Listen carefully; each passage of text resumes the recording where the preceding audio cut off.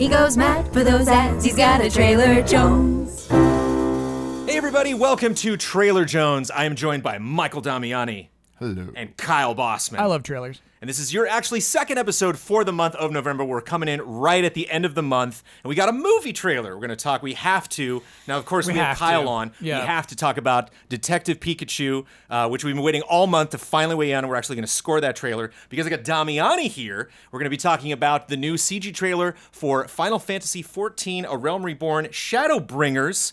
And because it is probably the most viewed video game trailer of the year, and apologies if we're a little behind on talking about this, we have to talk about the KDA K-pop trailer for League of Legends. Let's get into it. Welcome to Rhyme City. Detective Pikachu. We finally get a live-action Pokemon film, and this is it. Yeah. And I've been struggling with the concept of, like, on one side, I'm like, it sucks that the movie's not just called Pokemon. You know, it's not just like a celebration of Pokemon, the story of a young person who wants to be a trainer and building up in this world.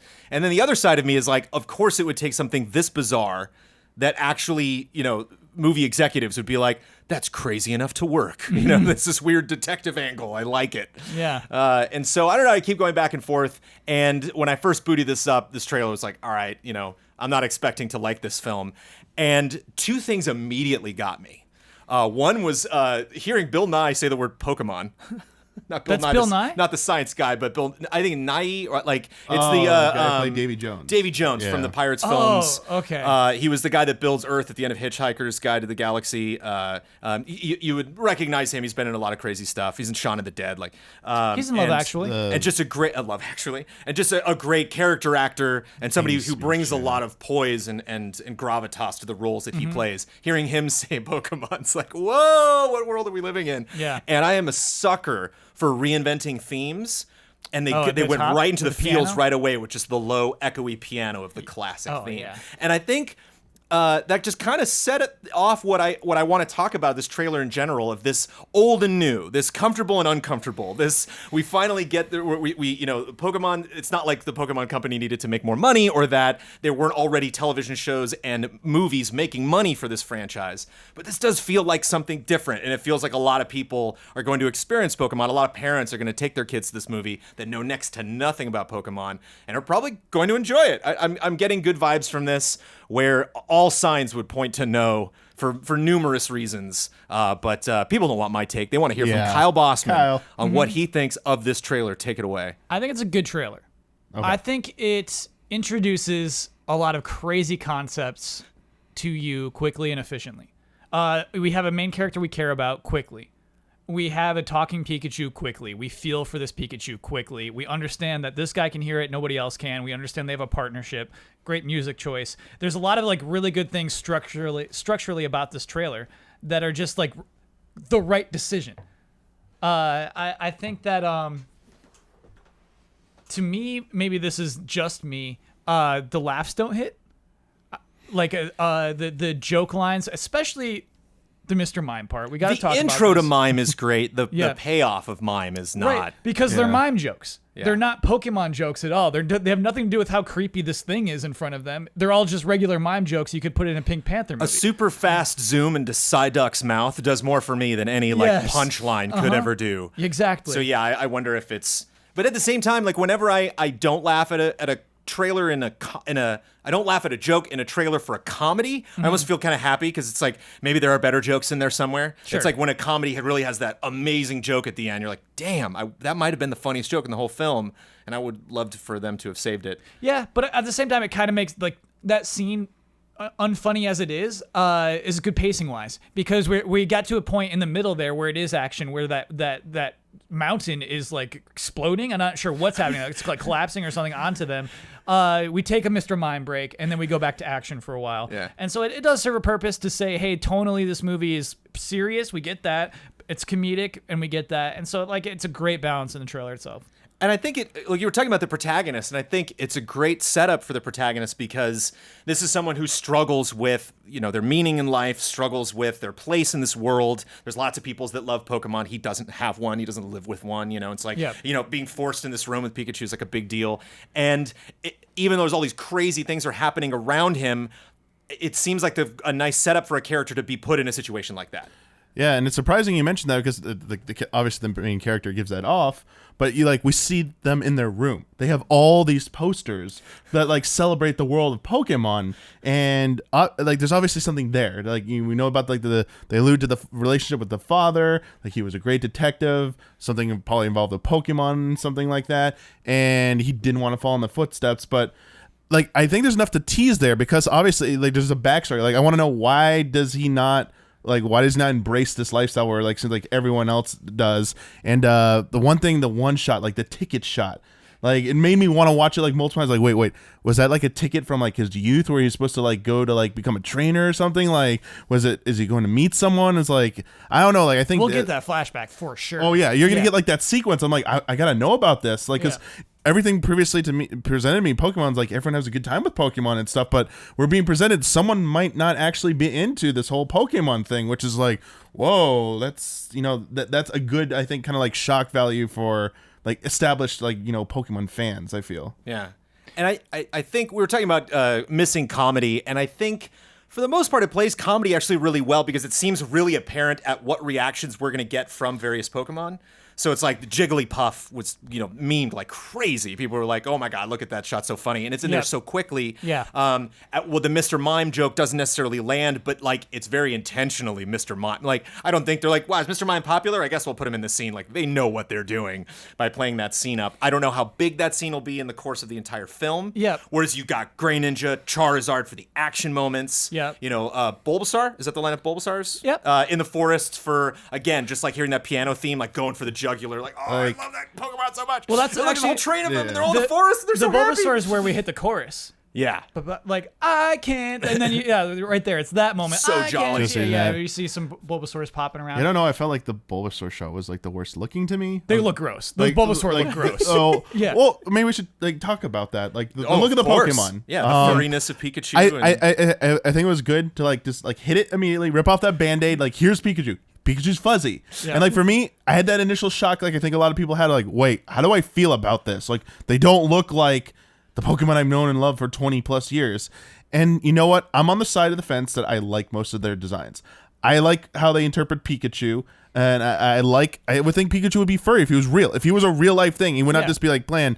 I've seen the arguments against Jigglypuff, or Jigglypuff is a balloon. I'm yeah. You know what? Whatever. Psyduck, I think Psyduck looks great. I mostly like Charizard. A little weird at some points. I think the shot of him trying to when you see him close up, trying to about to eat Pikachu. Yeah. It's okay, it looks a little funky there. The Great Ninjas, I think, look pretty good.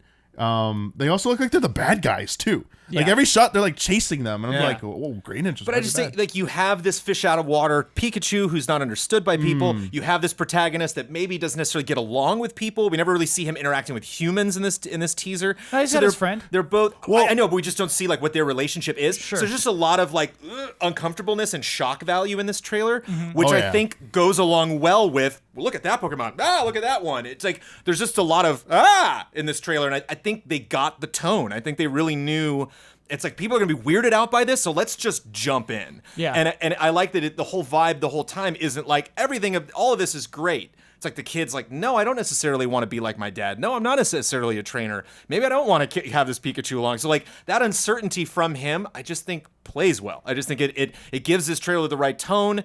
And I think if you're really into Pokemon, you can give it a pass. If you're not, this movie looks totally weird. Yeah. If you're like me, who's kind of into it, but doesn't necessarily have the experience, the history with this franchise, I'm loving all my little elements. My boy Charizard gets a lot of good moments. Yeah, Jones, I need to know one thing from you, someone who did not watch the anime. The shot with the Jigglypuff. What do you think is happening there?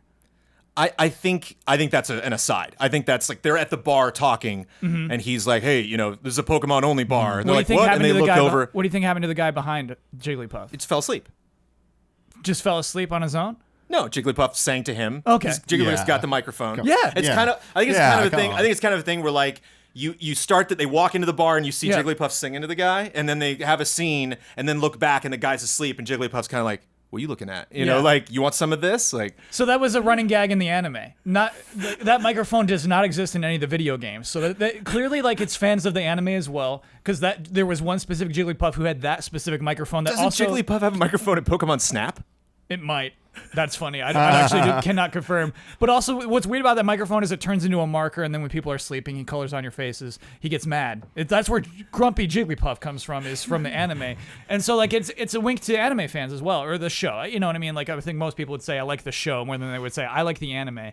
But yeah, that it's broad in its references. Definitely, you don't see a lot of Pokemon outside of Red and Blue. You know, you see Greninja, who's popular, but then the focus is mostly on 150. Yeah. I gotta say, like, going along with the looks of the Pokemon, I like how this trailer sells me the world of, like, just Straight up, a dude. world. Yes. Yeah. Like, the shots are really, I think they're really good shots. Like, it feels feels believable, but also in both that it's a real world, but also it's a Pokemon world, and I really like that. I think they did a really good job with that. And we talked about, like, a lot of the comedic delivery and stuff, but I just want to give, like, props. I like hearing Ryan Reynolds as Pikachu's voice. Excellent casting. Like, it's for just, sure. it's great casting, and Yeah. it's such a great contrast to, like, the Pika Pika line. It doesn't even laugh out loud funny, but it's like, here's this cute, cuddly sounding Pokemon. This is how they really sound when Fair they're point. talking to I each love other. that part. I do Like, love that I part. love That's that. the thing Heck is yeah. he's not saying that the fact that these Pokemon cannot express themselves is dumb. He's expressing Yeah. frustration Yeah. that he doesn't understand why he's built the way he is. And so again, it's this uncertainty. Like, I'm not sure if I'm totally into this. That I think is, we all feel that way. Like, we're all watching this, whether we're big fans or not, being like, is this cool? I don't know. Like, is it what, if I do like it, why? Like, and I just think it's got I just think it's got the right attitude, and I'll ding it because there's clear jokes in here that don't play the way I'd like them to. The song choice is, like, weird. I like the attitude of it, but it doesn't, like, mean anything. You know, like, literally, like, the only connection between that song and this movie is that they're a team. That's, you know. Yeah, you're right. And I don't think it plays up the parody of the story because it's shown over big, impactful story moments. Like, it's like a PG song, so I think it fits the subject matter in that sense. So yeah, I think I gravitate just towards a 9, but the fact that this trailer is fighting such an uphill battle, there are so many things that could have gone wrong in this, and given that even the property it's based on is not like one of the mainstays, is that a thing in the game where the Pikachu speaks to other people in English, but then other people don't? In Detective Pikachu, the game. Yeah. In Detective the Pikachu. source Yeah. game, So yeah. that is Not something in the they are taking mainline from the game. series. Just the correct. partner. Yeah, he's got one kid who Yeah, understands yeah. him. Okay. Yeah. Is that like a gag they keep coming back to? Is it like a I story? don't think it's a gag element, in it, or though. No, it's like you no play one as else this. can understand me, just you. Like, Yeah, exactly. Yeah. oh, okay. I just realized the balloons in the trailer are like the Pokemon balloons look like the old Pokemon. Like they had like a Jigglypuff balloon. Oh, you mean? and it looks like yes. the traditional style. Sorry, to call it. Yeah, no, I agree with that. I think. So 9.1 is my final. Oh, 9.1. Just because it's got a 0.1 is just that special sauce. The fact that I finished this and was like, I'm happy. Yeah. What? Come into this. Nice. It's so bizarre. So yeah, kudos to them. Yeah, I agree with everything you said. I think the thing I like the most about this trailer, probably why I'd scored around that as well, Jones and Kyle, is because I think this trailer does a great job of just subtly enough, not subtly enough, just subverting enough of my expectations as a Pokemon fan. Like, it's presenting things that are familiar, but in a different enough way, but it's still intriguing, and it's giving me enough information to understand why it is this way. And I really like that about it, because I didn't want to go into a live-action Pokemon movie seeing a literal adaptation of any game or just the anime turned into a live-action movie. Right. This is what I wanted. Yeah. And it gave me all of that, and I think just a little bit more, because it gave me a lot of contextual stuff about the world. It appeals to like veteran fans because it has those nuggets in there too. I always will give props like Easter eggs and stuff like that in a trailer, and yeah, it really sold like this awkward like relationship between the main character and just call him Detective Pikachu, Ryan Reynolds, and I felt like I like these two. I want to see how they come together in this film. I'm going 8.3. Great trailer. Great trailer with your material. Great trailer with what you got. The minus points is just for the parts that I don't like. There's some shots that don't make sense where they are. But really, I do think it's a very, very good trailer. They're doing like excellent work with all of everything that's up against them. They did excellent work with. I didn't get an official score from you, Damiani. Oh. I'll go with you went 9.1. I'll go and Kyle 8.3. I'll go in between. I'll go 8.8. Yeah, and I think starting this, creating the, if you will, the Pokemon live action universe, this movie doesn't destroy that. You know, like it doesn't seem like this is a small story in a big world. That's the vibe I get from the trailer. So if they follow this with the story that has nothing to do with Detective Pikachu, follows completely, if they want to tell the Ash story or they want to like bring other things to life, I think this will support that. I think this is just like a view into the world. Dude, and showcases that like he's just got to find his dad. That's it. That's the end. You know, or maybe he becomes a trainer at the end and just fights his first battle in a gym and is like, and like maybe that's like a little post credit scene or something. But it's like it just doesn't. I don't look at this and be like, if I don't like this, then I won't like anything they do in live action. Like I think they can still support it. I still would say I don't think they will ever go the traditional Pokemon trainer story route. Yep. Because that's been told a million times in the game and in an anime show already. But I do agree this is going to open the door for like more stories to be told and like a larger like kind of like plot line, a through line will probably be established in this as well. And 8.7 is the total score for Detective Pikachu. Nice. Apologies it took us this long to get actually talking about this in an Easy Allies video, but thank you to Kyle for being here for that discussion. We did it. You did it.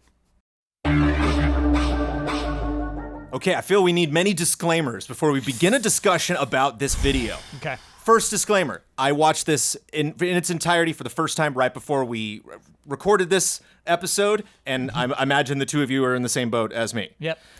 We are not familiar with the performers that are in this video. We are not people who play League of Legends on a regular basis. Like, we are very much outside of this. I am not putting this in there because I think that my or any of our takes at this desk are necessary for you to enjoy this piece of media. I do not feel that I'm going to just drop some hot take that's going to help define this for you. I might not be the best person to even communicate what this piece of media is. So if you find it interesting and you want to go explore more about this yourself, please do so because I will do a very poor job of it. This video is currently sitting at over 90 million views on the League of Legends channel. League of Legends has made so many crazy, expensive trailers over the years, and this has destroyed all of them in terms of views. And to me, it's just such a fascinating case study in the many opportunities that are in front of you when choosing how you're going to market a video game, especially something like League of Legends that has been around for so long, that is constantly reinventing itself in new ways and finding new ways to have people find out about it and introduce new content, introduce new characters. So what this is, if you do not know anything about it, this is technically a music video for a made-up band created by, it's a made-up band filled with real musicians. The band is called KDA. The video is actually called Pop Stars. It's, I believe, the name of the song. And Madison Beer, G Idol, and Jira Burns, apologies if I'm butchering those names, are three of the actual artists who are coming in to sing and create this Spinal Tap-esque band in the K-pop genre.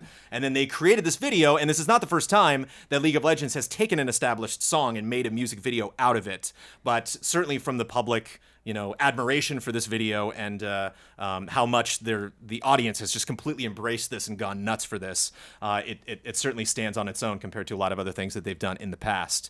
I think, before asking big questions, what were your raw reactions from just watching this? As someone who did not play League of Legends before this, is not going to play League of Legends after this, and this might not be your type of music that you gravitate towards. What'd you think? Well, I'll be upfront and honest. I mistook it for a real band when we were talking ahead of time, because it comes off to me as such a convincing K-pop music video. That's the thing about music satire is like Spinal Tap is a real band. Like they're all playing that music, and so if like they're performing the songs, like who are we to say that this isn't actually I'm not caught up on the most recent K-pop like the top 40 or whatever that's over there with the bands, both like on the boy and girl side and the mix side. I'm counting on you, Damiani. You need to change that. You need to turn that around. I'll try and do better because I have a guilty pleasure. I actually do I'm a bit of a casual K-pop fan. I like Girls' Generation. Okay. I actually like a bunch of their songs. All right. But they're the only ones I really ever listened to. And I've watched a lot of their music videos on YouTube and stuff. And watching this, I was like, oh, Riot must have went out and get like who the new hottest K-pop band is. The song is catchy. And then I was grooving and for made sure. them digitized versions of them, of their, combined with their heroes, essentially their champions, and put them into that form, and then made a really cool like K-pop style video for them. And when you're like, actually, when you read off the description saying, actually they're just like, they're artists who are brought together, they're this digital band and stuff, I was like, they did a really convincing job, and I think it really like, I like it. I like the style of this video. Like, I think they nailed it. Yeah. So here, my gut reaction. I looked over at Jones, is like, "What are you showing us, dude?" Like first off, first 4 seconds. But then you watch it and you're like, "This is good. This is so stylized." Yeah, and it's like Here's the thing. Any single. It's really hard to think of more than 2 times a video game has tried to be cool and succeeded. Almost every single time video game characters try to be cool, they fall flat on their face. We just got to congratulate Detective Pikachu for trying not to be cool. Right. Like And all the that's what things that works. it did. When Just to be like, this is not a big deal. When a video game tries to be itself is when it succeeds. When it tries to be cool is just like, you're not cool. It's so surprising to me how much this has authenticity to it. That it is cool. I guess that's one of the bigger questions is what is League of Legends from a style guide None of stance? it. You know what I mean? Like, Like, they might have are there skins that really look like no this? rules for this game? You know? Yeah. And I think kind of one of the other ways that we can evolve this conversation is what other game, maybe Fortnite, could pull something like this off? Because there's this this massive developer making tons of money making this one game. So I think they really are just kind of scratching their heads and being like, what just crazy things can we do with our marketing? And is it good? Does it benefit them to have all of these eyeballs on it that are probably not even going to play League of Legends, to just know that like it's still out, it's still rocking. This is something that is, the audience of this game is extremely excited about. And this is something you can just enjoy on its own. Yeah, Just for what it is. Exactly, Jones. I think it's cool. And again, stop using that word, but like, cool is so hard to quantize, but like, it makes people who play League of Legends feel better about playing League of Legends. There you It's go. video I in think itself. that's what it Yeah, does. Yeah. And so, like, it's just so interesting. You can have confidence in the studio, in the developers, that they just that they know. It's so interesting. It's the entire value of this music video is all psychological, right? It's not advertising the game at all. Well, the skins, because you can make your characters in game look like Exactly. this. It's a skin is. commercial. I get it. Yeah, But it's like if this had been the same performers and the same, obviously not the same characters because it'd be a different cast, but the same stylization and the choreography and everything that they did to produce this, but it was Heroes of the Storm. Like, would it be weird? We'd be like, what? Like, what are you doing? Like, is it really only League that can pull this off? If I'm another MOBA developer, if I'm someone else who has a game that's kind of cartoony, that like they can maybe make something like this work, can I learn from this at all? Like, is this something only League can pull off? I feel like a fighting game could. I like Heroes of the Storm is weird because they're all characters from other games, but it's like a character-driven game. We have a cast. In League of Legends, we probably have like 100 characters at this point. And so to just to put a spotlight on 4 for a whole video, to make these characters cool, to make them interesting. I feel like there are very few genres that it could work for, but maybe like fighting games, maybe other MOBAs. Like you said, Fortnite, but I don't think we care about any Fortnite characters. There's no named character in Fortnite, Battle Royale at least, that is just like, oh yeah, we love that guy, we love her, and so it's good. It's a good usage of your characters because that's what League is about. It's the characters, because the map's the same, man. The game's the exact same thing all these years later. Not keep overusing the word cool. I think this highlights like what people see as like, let's use the word like sexy. The sexiest part of League of Legends for a lot of players is like the skins and stuff. And Riot has a bit of a pedigree with this. This might be the biggest scale thing they've ever done like this. I'm not entirely sure about that, but I do remember in recent memory they did they contracted a Japanese anime studio to do an anime version for one of their skin packages like some point in the past. Sorry, I don't know anything about League, but it looked like authentic as well. Like they went for that authentic style and stuff, and everyone was just talking about it because I think you were asking, can anyone else do it? I think Riot has the budget and of course. they were willing to go above and beyond to get whoever to work on this to make it the best possible. Whereas I like worry that someone else who doesn't maybe get that like you have to go all in on something, a video like this, they might half-ass it. And it'll just come off as like, that's a cheap knockoff. They're just trying to imitate what Riot was doing. It's not as cool as what they did. Yeah. Yeah. Because they found artists. You know, like the moment this hit nuclear to me is when Dragonface goes all blacklight and the dragon mouth is moving. I'm like, this is a good music video. Yeah.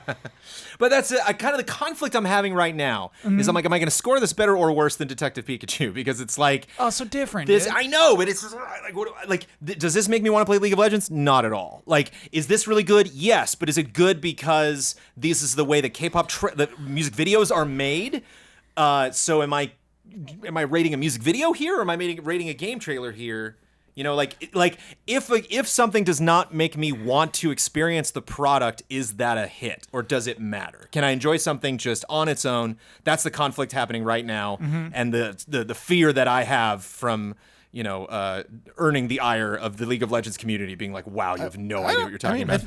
I think it still has value in that to people like us who don't play this game, and this isn't exactly selling us on wanting to play it. I'm super glad this exists. But what it makes me happy to watch it and know it's out there. What it's doing, I think, is it's making me feel good about League of Legends in the capacity that like I talk about it positively.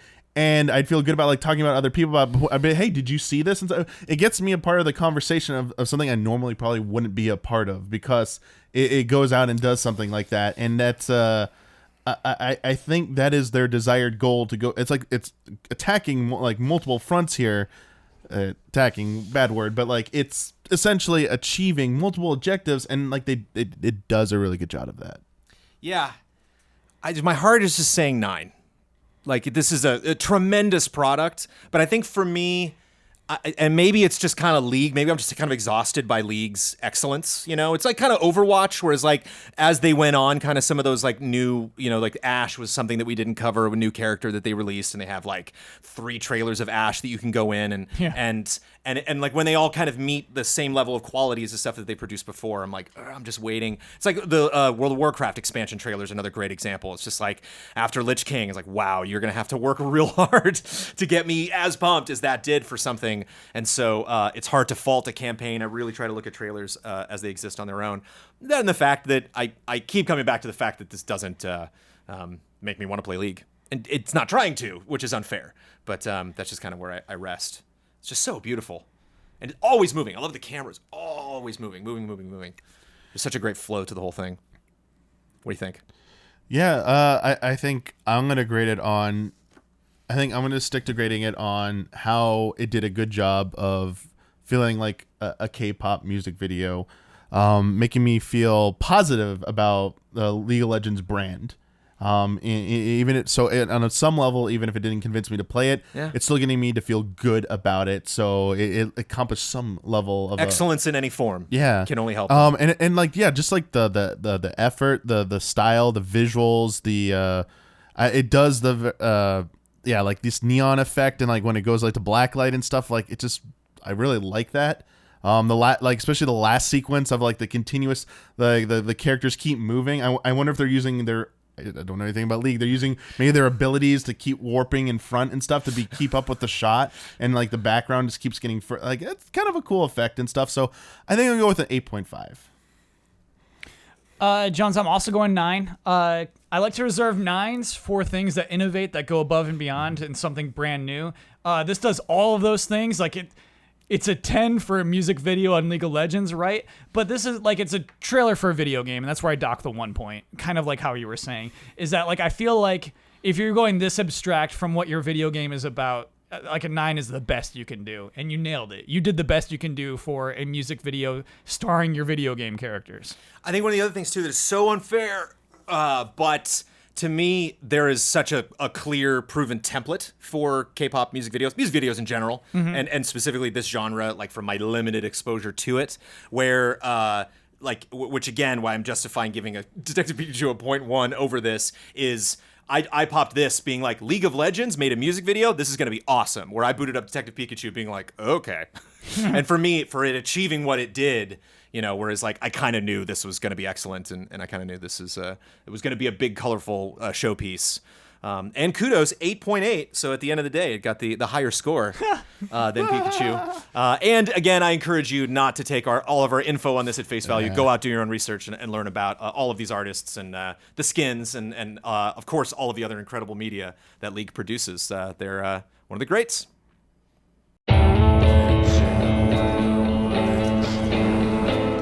And to wrap things up, I am happy to have Michael Damiani here to discuss Final Fantasy XIV: A Realm Reborn, Stormbringers. So it's the most recent. Oh, sorry. Oh, wow. Quick correction. Okay, So already a correction. It's Final Fantasy XIV Shadowbringers.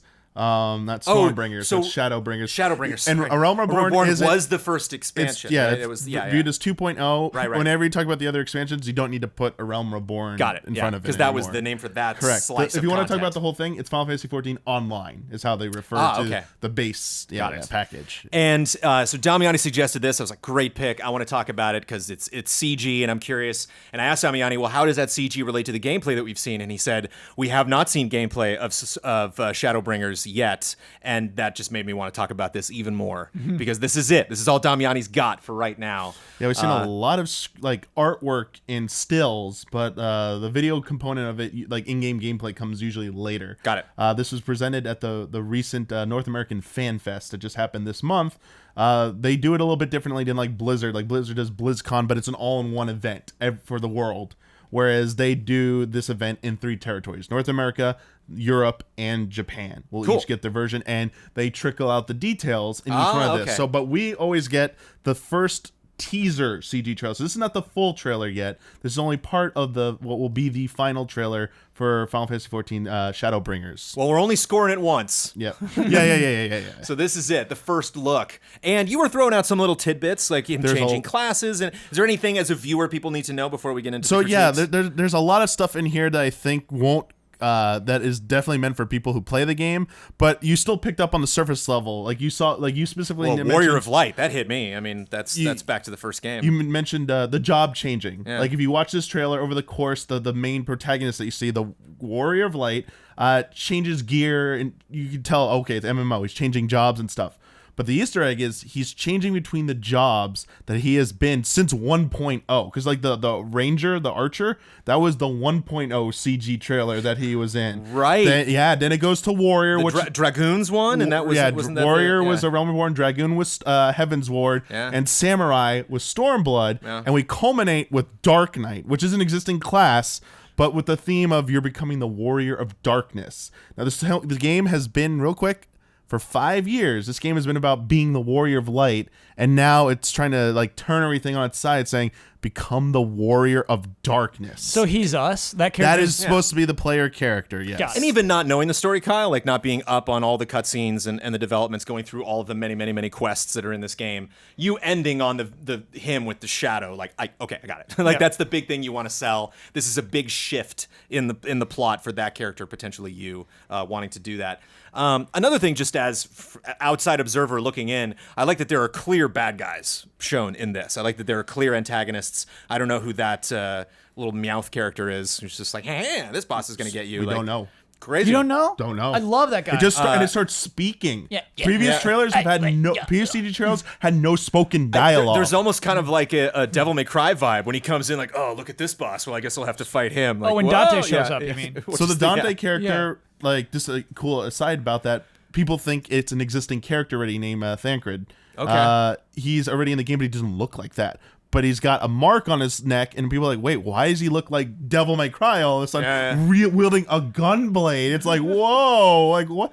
Like, it's just cool looking. And there's kind of a through line, like we have this Mercy-looking like angel that comes out of the clouds, but there's still kind of like this porcelain clean, like like vibe that like you get from the big lion that pops in, and her, which is creepy in a sense, kind of like Michael coming down from the heavens and smiting everybody. Yeah. And so there is obviously fire in the beginning, and that's creepy, but at the same time, like just this kind of immaculate gold plated, like perfect angelic vibe is also intimidating and scary. And But I really, I like to have the context, but at the same time, like it's unfair for us not to have that for League of Legends and then to apply that. Yeah, So I do kind of want to I'm gonna clear back my off on mind that. Yeah. and go back. Kyle, just initial impressions watching this video for the first time. What do you think?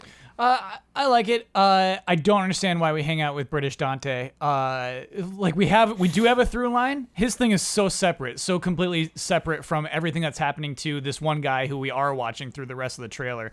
So that moment is weird to me. It almost feels like we cut away and then we come back and we're still in that fight that we were when we left him. But I think, a lot of a trailer is also just showing you cool stuff. That porcelain lion with a little crown is sick. It's a cool looking enemy. And so I think the purpose of it is almost that, right? It's to show Damiani the Gunblade and maybe this character he recognizes. But on the surface level of a trailer, critiquing a trailer and, just having this guy drag a child with a hood on, not a lot of purpose for that scene. A good flow, fun transitions. It doesn't really, it's not stagnant anywhere, I think. It doesn't really hold for weird moments. There's not some kind of, and it's interesting to get the CG and not the gameplay. Like there's no area where it's like, and now we'll show you the environments. Like it really does stick to its format. But I mean, if I am getting a critical at the same time, like if I hadn't had that backup, if I hadn't, had played this game, I have played this game. I didn't get into Heaven's Word, but I did play the base game for a bit. Leveled up 2 different characters into their 50s. Whoa, Jones. Or maybe that might be a lie. I think I might have stopped in the 40s for the first character. But it is still just one character fighting some evil people, and it is generic in a sense. Like I think it is exciting for fans, but if you really kind of step back and view this again, like when I was playing World of Warcraft at the time, like when Arthas got introduced for Lich King, like I lost my mind. And even Cataclysm, you could tell like, whoa, big things were happening.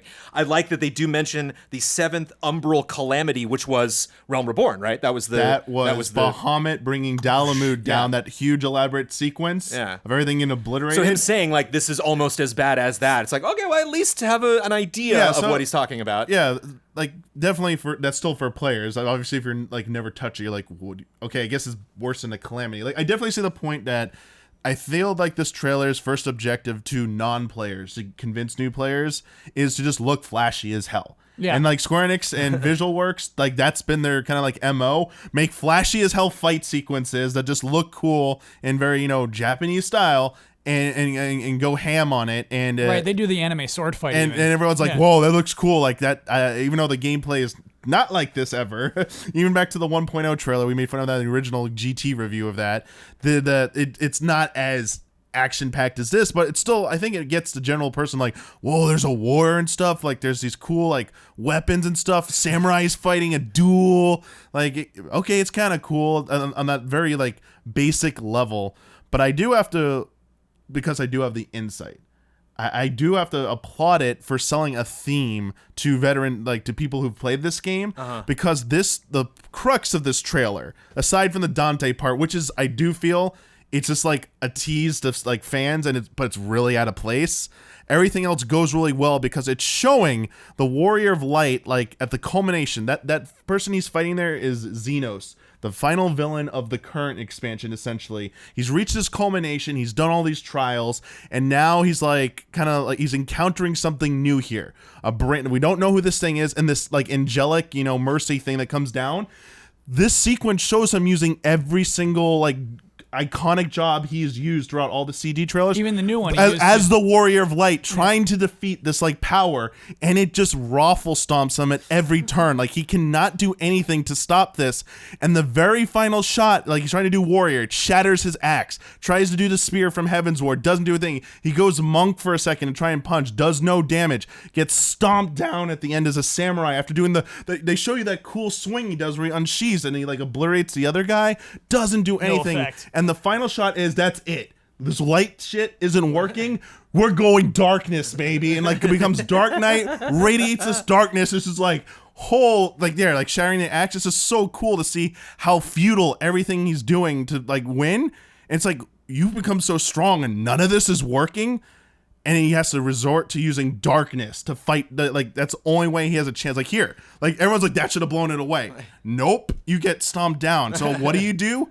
Light has failed you. Boom, become darkness. So like good, and like that gets me hyped right there. Yeah. That part's pretty good. I still think it's an 8. But I'm with you. Yeah. But I'm with you.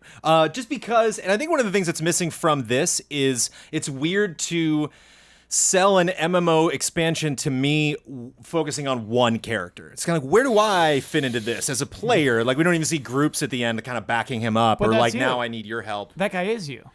I think like the party element. That's the right. You're talking about because that character's supposed to embody you, even though it doesn't look like you. It's the player character. But still, just that 1v1, and just like, well, that doesn't make sense. Obviously, it's gonna be all of us. Yeah, and, sure, I and, know what you mean. and I also get the, it's like this also kind of seems like a convenient. That's why, like, again, Lich King. Not to keep bringing up Lich King, but like the thing that's impactful about Lich King is what you're looking at actually happened. Like, you can go and find the places in the world where I don't remember her name, but like the dragon comes out of the ice, and like his throne that he's sitting on. Whereas like I think this is just kind of like a quick rush of kind of what happened, but then when you get into the game, you experience these things, or he talks about them later, or you get your own version of that in game, where this is kind of like a clean, recap.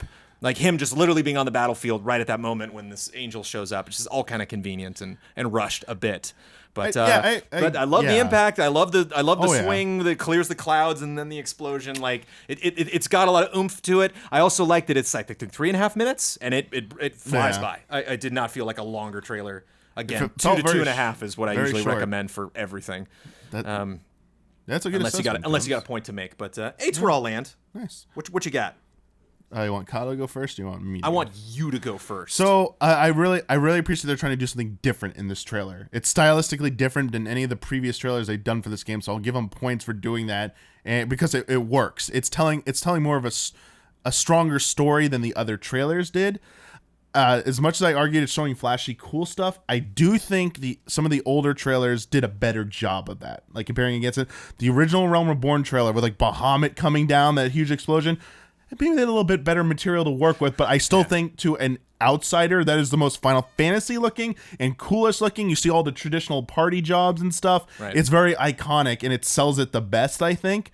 But I do think this, I do really like how they weave in a lot of stuff in there for people who've been on this journey for a long time. Yeah. Usually trailers, I think either like they'll dig up one old character, be like, oh, they're back, get excited, or they'll just like it focuses on the now. Where this also, it's basically a payoff for the 5 years we've led up, like all the time we've led up to the story, and I think it gets me excited, but. I've always said, even when we did the reactions with Brad for this, when we saw it originally, I get hype, but I also don't think it's the best of the trailers. Sure. So I would actually stick it at an 8 as well. All right. Yeah. I'm going 7.1 for this one. I think that the most effective version of this trailer is it starts with a little creature yelling at you, and you could sap a lot out of a character changing classes while he fights this angel demon, and I don't see the other stuff helping the trailer too much. Even seeing how hard he worked to become a samurai, I don't remember the samurai's class, Damiani. Samurai's called samurai in this. Oh, okay. Are you talking about this or the samurai, the one with the cool red robe? Yeah, okay, and we have the anime cliche battle where they just run past each other. You don't need that at this point. You don't need to do that. 7.1 is where I'm landing. I love it. It's obviously well directed and well created. And I just love that nasty little monster who screams at you. I'd say screeches at you. Yeah, good voice. As cliche as it is for any MMO to be like, you beat that thing, here's another thing. And you're like, okay. Yeah. It's like, of course. But a 7.7 for the overall score for Shadowbringers. Stormbringers. What's Stormbringer? Stormblood. Stormblood, right. Stormblood Shadowbringers. Oh, you think the last? There's a Stormbringer or something. Not in 14. It's like something else. Let us know in the comments. Yeah. Again, thank you so much for Michael Damiani and Kyle Bossman joining me. Do have to mention, I have done this for previous episodes. I didn't do the last episode, and I'm not prepared at all for this. But I do talk about other trailers that you should check out. And there is one big one that people were dying for us to score. Yeah. And I just want super hot takes right now. Yeah. Lion King teaser. I thought it was fine. A lot of people are blowing their mind. That's the best teaser I've ever seen. And it's like, the movie kind of gave it. All those shots. There was no question of what the teaser for Lion King should have been. It's every single shot, the same song, same lines of dialogue. I do like that it doesn't open with, like it does take a while for us to get in there. Yeah. And when he's like, my time will end here, and you see the wildebeest, like, You know, like they got me. But yeah, some people being like, that is the best teaser I've ever seen in my life. It's like, well, while it's impactful, my favorite teasers are things that I would not have expected that. Right. It's your favorite teaser of your life because you love Lion King. Yeah. Whereas if you Without his if you existence, like yeah. had your finger on the play button, you're like, what do you think is what you're about to watch? I probably would explain. Yeah. I'm not patting myself on the back. I'm just saying there's a right way to do it, and they did it the right way. I thought there'd be some new things. You see nothing new in that the entire the thing. major new thing, honestly, is like the birds that are flying across the pond is a much different shot. That's Yeah, in the but movie. exactly, dude. So I know. I apologies if you were like waiting for it, and then now at the end of this episode, we're just I gonna don't be even like, know how to score I it. thought it was fine. I wouldn't even know how to score it. But man. I brought it up, and we Yeah. were like, I don't know how that discussion's going to play out. Yeah. And I was much more excited to talk about Pokemon with you, talk about this, and then get to League of Legends because that was such a big deal Yeah. and such a huge impact. And I think is an interesting conversation of what trailers should be in this industry. And I'm so happy to have these conversations with you all. So thank you, Damiani. Thank you, Bossman. Thank you. Thanks for watching, everybody. See you next month.